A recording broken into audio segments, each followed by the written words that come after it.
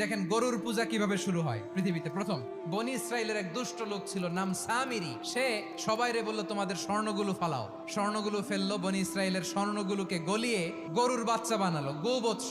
জিব্রাইল আলাইহিস সালাম যে জমিনে এসেছিলেন, ওই ফেরেশতার পায়ের নিচের একটু মাটি সে বুদ্ধি করে প্যাকেটে রেখে দিছিল। স্বর্ণ দিয়ে বানানো গোবৎস গরুর বাচ্চার গায়ে যখন সেই মাটি ছুঁড়ে দেয়া হলো, এখন বাছুরের ভেতর থেকে ভ্যাঁ ভ্যাঁ আওয়াজ আসতেছে। কি আসতেছে? সবাই তো অবাক।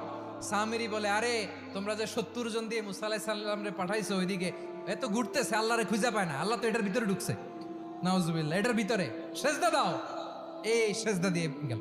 হারুন আলাইহিস সালাম তাদেরকে বুঝালেন, শিরক করো না, আল্লাহরে ভয় করো। শুধু এতটুকুই তিনি বুঝালেন, দাওয়াতি কাজ পালন করলেন, কিন্তু প্রতিরোধ করেন নাই। এই ঘটনা থেকে শিক্ষা কি? শিক্ষা হচ্ছে, আপনি শিরকের আড্ডাখানা দেখলেও বৃহৎ স্বার্থে তাওহীদের দাওয়াত দিবেন, প্রয়োজনে আপনি ঐক্য নষ্ট করবেন না। সুবহানাল্লাহ পড়বেন না?